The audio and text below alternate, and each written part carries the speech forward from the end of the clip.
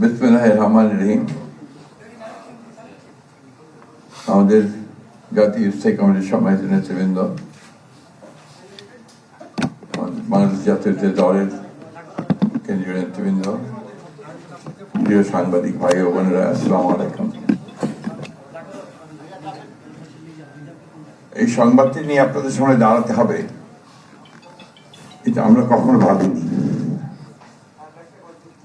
আমরা এবারও আশা করছিলাম ঠিক আগের মতোই আবারও তিনি সুস্থ হয়ে উঠবেন।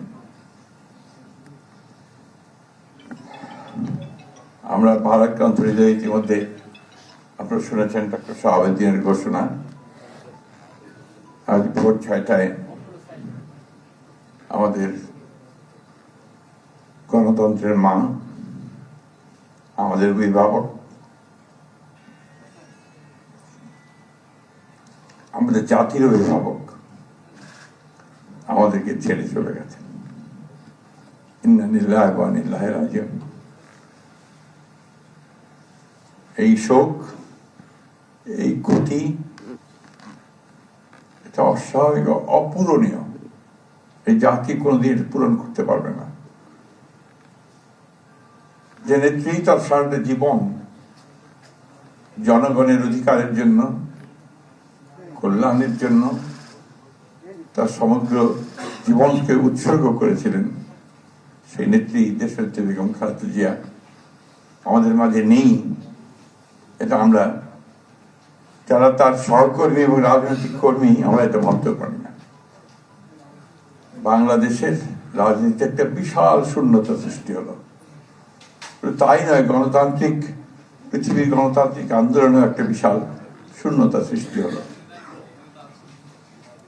আমরা দলের পক্ষ থেকে আমাদের ভারপ্রাপ্ত চেয়ারম্যানের অনুমতি ক্রমে আমরা দলের কিছু কর্মসূচি নিয়েছি। সেই কর্মসূচিগুলো আমাদের দলের সিনিয়র যুব মহাসচিব জনাব রুহুল কবির রিজভী সাহেব আপনাদের সামনে তুলে ধরবেন। সরকারের প্রধান, এই কেয়ারটেকার গভর্নমেন্টের প্রধান প্রফেসর ডক্টর মোহাম্মদ ইউনূস আমাদেরকে ফোন করেছিলেন সাথে সাথে, এবং ইতিমধ্যেই তারা সিদ্ধান্ত নিয়েছেন যে 10টার মধ্যেই তারা একটা স্পেশাল ক্যাবিনেট মিটিং করবেন। সেই ক্যাবিনেট মিটিংয়ে তারা দেশনেত্রী বেগম খালেদা জিয়ার যে শেষ কাজগুলো, তা জানাজা, তার দফন, তাকে রাষ্ট্রীয় মর্যাদায়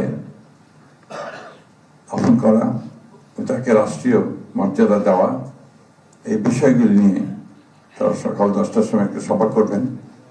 এরপরে আমরা পুরো জিনিসটাকে কোঅর্ডিনেট করে আবার সেটা আপনাদের সামনে জানাবো। আমি এখন অনুরোধ করব আমাদের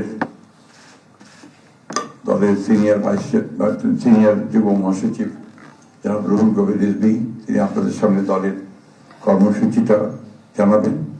এটা হচ্ছে আপাতত এখনই নেওয়া কর্মসূচি। এরপরে আমাদের একটা স্ট্যান্ডিং কমিটির মিটিং হবে 12:30টার দিকে।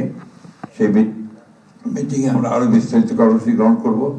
আর সরকার যে সমস্ত কর্মসূচিগুলো তার সঙ্গে কোঅর্ডিনেট আমরা করব, এবং সে বিষয়গুলো আমরা আপনাদেরকে পরে জানাবো। ধন্যবাদ।